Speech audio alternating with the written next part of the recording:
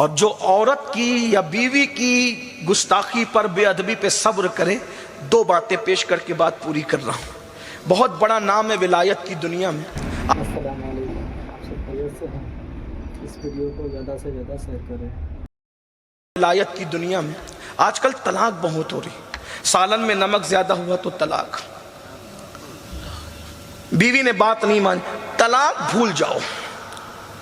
نوجوانوں طلاق، اور کیا سوچتے ہو؟ ارے اتار کے پھینکو اس کو، اس سے اچھی ملے گی۔ یاد رکھنا اللہ کے رسول فرماتے ہیں کما تدین و تدان، جیسا کرو گے ویسا بھرو گے۔ اگر کسی پہ ظلم کر کے طلاق دی تو جو دوسری آئے گی پورا پورا بدلہ لے گی، اس کو کیا کرو گے؟ یاد رکھنا۔ اور جس کی زندگی سے کھیل رہے ہو نا طلاق دے کر، آقا نے تو یہاں تک فرمایا جس نے چڑیا کی زندگی سے کھیلا ہوگا پہاڑوں جیسی نیکیاں لائے گا پھر بھی جہنم میں جائے گا۔ جو عورتوں کی زندگی سے کھیلے، سوچو تو صحیح، طلاق دے رہے ہو، کیا دو گے؟ جہیز واپس کرو گے؟ مہر واپس کرو گے؟ عدت کی رقم واپس کرو گے؟ اور دولت کے نشے میں ہوگے تو چند لاکھ روپے بھی واپس کر دو گے، دے دو گے؟ رقم پر لوگوں کی آبرو کو تولنے والوں یاد رکھنا، سب کچھ لوٹاؤ گے، کیا اس کا شباب جو تم نے چوسا ہے کیا وہ شباب بھی لوٹا سکو گے؟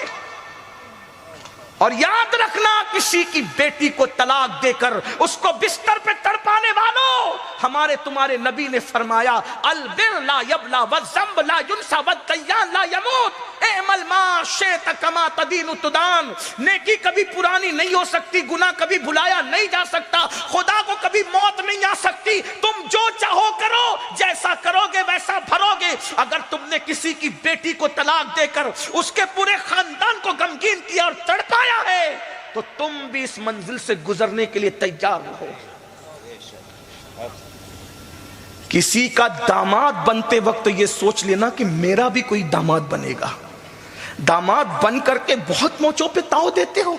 کسی کا شوہر بننے سے پہلے یہ بھی سوچنا کہ میں بھی بیٹی کا باپ بنوں گا اور میرا بھی کوئی داماد ہوگا۔ کھیل بنا رکھا ہے، سب تماشا بنا رکھا ہے۔ اللہ کے رسول علیہ الصلوۃ والتسلیم نے تسبیح اور مصلی کی بنیاد پر، داڑھی اور ٹوپی کی بنیاد پر کسی کو اہم نہیں قرار دیا۔ داڑھی ٹوپی تسبیح مصلی کی اہمیت اپنی جگہ ہے، لیکن آقا فرماتے ہیں تم میں سب سے بہتر وہ ہے جو اپنی بیوی کے ساتھ اچھا سلوک کرتا ہے، اور میں تم سب میں بہتر ہوں کہ میں اپنی بیویوں کے ساتھ تم سب سے زیادہ اچھا سلوک کرتا ہوں۔ غور کیجئے، ایک ہستی ہے ولایت کی دنیا میں، بہت بڑا نام ہے، سیدی احمد کبیر رفائی۔ سرکار غوث پاک نے فرمایا احمد کبیر معرفت کا سمندر ہے، سمندر۔ غوث پاک جس کو معرفت کا سمندر کہہ دے وہ کیا ہستی ہوگی۔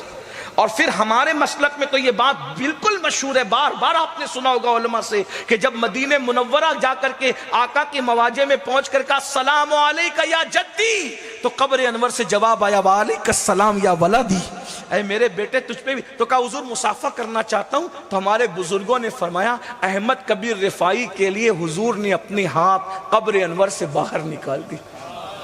یہ ہے سیدی احمد کبیر رفائی، سلسلہ رفائیہ کے بانی ہے، مقام غوثیت پر فائز ہے، اتنے بڑے بزرگ ہیں۔ مگر اب سنو، ان کا ایک مرید تھا، اس مرید نے خواب دیکھا کہ مرشد سیدی احمد کبیر رفائی مقام صدیقیت پر فائز ہو گئے۔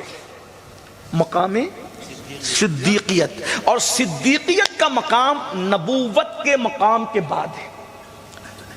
صدیقیت کے اوپر نبوت ہے اور نبوت کے بعد صدیقیت ہے، دونوں کے بیچ میں کوئی اور مقام نہیں ہے۔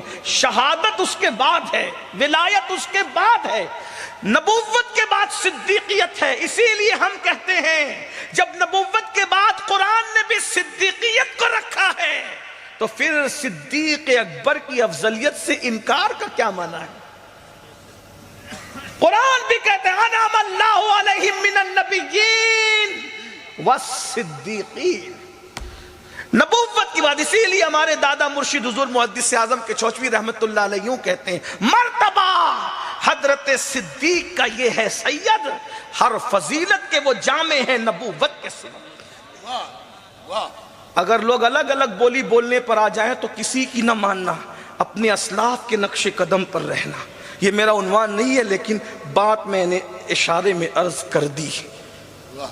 کوئی بھی بولنے کے لیے آئے تو اس کو تولو اسلاف کی بولی پر، جس کی بولی اسلاف کی بولی سے ملتی ہے اسی کو قبول کرو، اور جس کی بولی اسلاف کی بولی سے نہیں ملتی اس کی گفتگو کو دیوار پہ مار دو، کیونکہ ہمارا مسلک ہے تیرے غلاموں کا نقش قدم ہے رائے خدا، وہ کیا بہک سکے جو یہ سراغ لے کے چلے۔ نئی نئی بات لانے والوں کو ہم کیا قبول کریں؟ اسلاف تو کہہ چکے، جو کہنا تھا کہہ چکے اسلاف۔ بہرحال تو مرید نے دیکھا کہ پیر صاحب مقام صدیقیت پر فائز ہے، صدیقیت کا مقام، لیکن مرید کی ہمت نہیں ہوئی کہ پیر کو اپنا خواب بیان کر سکے۔ پہلے کے مرید لوگ کیا ادب کرتے تھے، پیر کی شان میں خواب دیکھا ہے، لیکن حوصلہ نہیں ہے کہ پیر کو اپنا خواب بیان کر سکے۔ آج تو ہم مریدوں کو پیر صاحب سے مذاق کرتے دیکھ رہے ہیں۔ اندازہ فرمائیں کیا دن آ گئے، اماموں سے مذاق، علماء سے مذاق، مشائخ سے مذاق، کیا حوصلہ ہے قوم کا آج۔ بہرحال لیکن وہ پیر بھی کون تھا، ہائے ہائے ہائے، جسے دنیا احمد کبیر رفاعی کہتی ہے۔ کیا تربیت تھی ان لوگوں کی، جو پیروں کا اتنا ادب کرتے ہو، رسول اللہ کا کتنا ادب کرتے ہیں۔ ہمت نہیں ہوئی کہ پیر کو بیان کر سکے کہ میں نے خواب دیکھا، نہیں بیان کر سکا۔ ایک دن وہ خانقاہ میں آیا تو دور سے ایک منظر دیکھا اس نے۔ خانقاہ میں یہ منظر کیا کہ کوئی نہیں ہے خانقاہ میں، حالانکہ حضرت کی خانقاہ میں ہزاروں لوگ آتے تھے واعظ سننے کے لیے، ہزاروں کی تعداد میں۔ حضرت کا بہت بڑے واعظ تھے آپ اپنے زمانے کے، ہزاروں لوگ واعظ سنتے تھے۔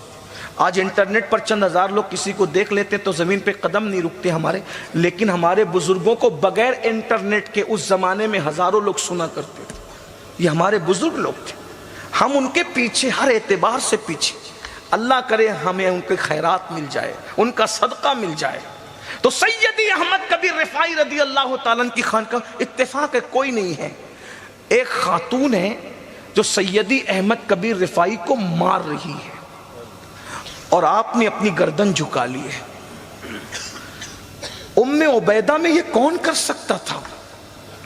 خانقاہ ام عبیدہ میں یہ کون، کس کی ہمت تھی جس سے ملاقات کے لیے خضر علیہ السلام تشریف لائیں، جن کے لیے حضور کے ہاتھ قبر انور سے باہر آ جائیں، جن کے لیے رسول اللہ کا سلام آئے قبر انور سے، اس کے لیے ہمت کون کر سکتا؟ مرید رک گیا، قدم ٹھہر گئے، ہمت نہیں ہوئی کوئی آگے بڑھنے کی، لیکن دیکھتا رہا کہ حضرت کے ساتھ یہ ہو رہا ہے۔ حضرت خاموش صابر اور شاکر بنے کھڑے ہیں۔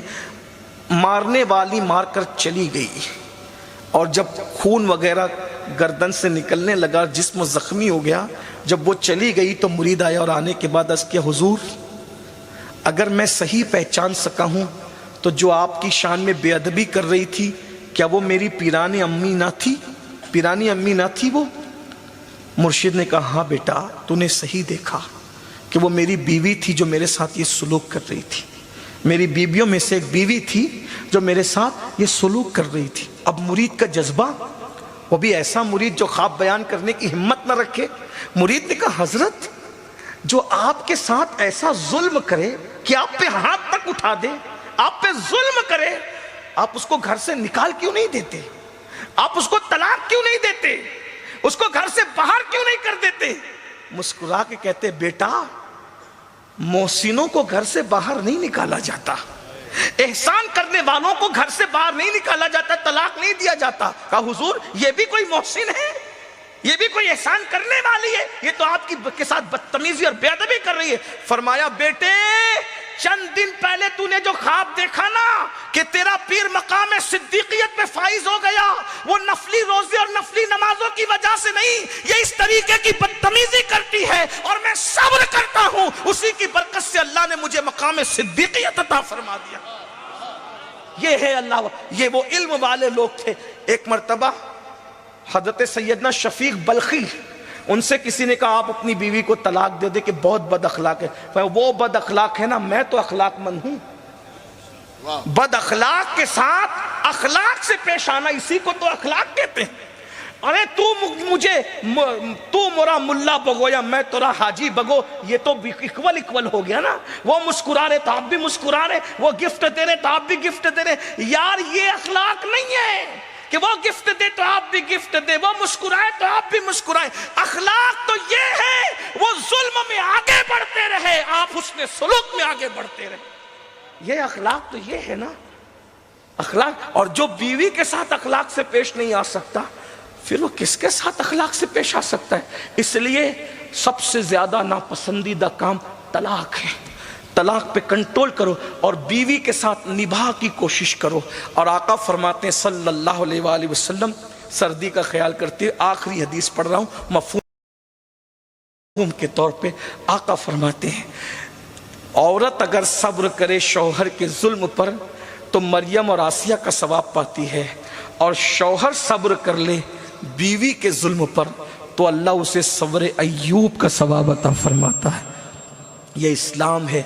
लेकिन ये सब बातें कब सीखोगे? जब पढ़ोगे, कुरान पढ़ो, हदीस पढ़ो, सीरतुन नबी पढ़ो, मेरे आका की सीरत तैयबा पढ़ो, आकाए करीम सल्लल्लाहु अलैहि वसल्लम की इज़्दिवाजी ज़िंदगी पढ़ो। कब तक सीरियल देख करके ज़िंदगी जीना सीखोगे? अगर ज़िंदगी जीना सीखना है तो मुस्तफ़ा जान रहमत की ज़िंदगी देख करके जीना सीखो, तब पता चलेगा क्या ज़िंदगी थी हुज़ूर अलैहिस्सलाम की। इतना याद रखना, उम्मुल मोमिनीन सैयदा आयशा सिद्दीक़ा कहती हैं, जब मैं बीमार पड़ जाती थी और काम करने के काबिल न रहती थी तो हुज़ूर अलैहिस्सलाम मेरे हिस्से के काम कर लिया करते थे, हत्ता के घर की सफाई तक, हत्ता के आटा गूंदना मुझे नहीं आता था तो हुजूर मुझे आटा गूंद कर देते थे और मैं रोटी पकाती थी। ये हुजूर के घर का माहौल था। आज हमारे घर में बच्चों के सामने माँ बाप लड़ते हैं, बच्चे एहसास कमतरी का शिकार होते हैं, बच्चे बाप से बागी होते हैं। बाप का बागी बनाने का या बाप के बागी बनने की एक वजह यह भी है कि माँ पर जुल्म होता देखकर बचपने से बच्चे सोचते हैं मेरे बाप ने माँ पे बहुत जुल्म किया। अगर अपने बच्चों को बगावत से बचाना है, कम से कम अपने बच्चों के सामने लड़ा ना करो, झगड़ा ना किया करो। और तलाक का तो सोचो ही मत, इसलिए कि अल्लाह को जोड़ना पसंद है, अल्लाह को तोड़ना पसंद नहीं है। जब अल्लाह अवाम के मामले में जोड़ने को पसंद करता है तो बीवी के मामले में कितना जोड़ने को पसंद करता है। हमारी जमात के एक मुफक्किर ने कहा था, जो तलाक देते हैं वो कभी मर्द नहीं होते, बिला उज़्र शरई तलाक देने वाले कभी मर्द नहीं होते। मर्द वो होते हैं जो बीवी से निबाह करना जानते। अल्लामा शफीक बल्खी की बीवी इमाम शफीक बल्खी बड़े जाहिद थे। गरीब नवाज जैसे लोग इनकी तारीफ़ करते हैं, शफीक बल्खी वो है। शेख शहाबुद्दीन उमर सोहरवर्दी जैसे लोग इनकी तारीफ़ करते हैं, शफीक बल्खी वो है। दाता अली हुजवेरी जैसे लोग शफीक बल्खी की विलायत की तारीफ़ करते, शफीक बल्खी वो है। इनकी बीवी बड़ी बदअखलाक थी तो किसी ने कहा तलाक दे दे। फरमाया यार मैं तलाक दे दूंगा, किसी और से निकाह करेगी, वो बर्दाश्त नहीं कर पाएगा और इसने जो जुल्म किया उससे बढ़ के वो जुल्म करेगा तो एक औरत पे जुल्म होगा, इसलिए मैं तलाक नहीं देता कि मैं बर्दाश्त कर लूँगा, उससे बदला नहीं लूँगा, लेकिन दूसरा शौहर तो बदला लेगा ना। तो मुझे ये गवारा नहीं है कि किसी औरत पर जुल्म हो, उसको जुल्म से बचाने के लिए मैं उसका जुल्म सह रहा। ये अल्लाह वाले लोग थे, ये इनकी फ़िक्र थी, ये इनकी सोच। ये फ़िक्र इल्म से आती, अल्लाह के खौफ की वजह से आते, अल्लाह की खशियत की वजह से आते।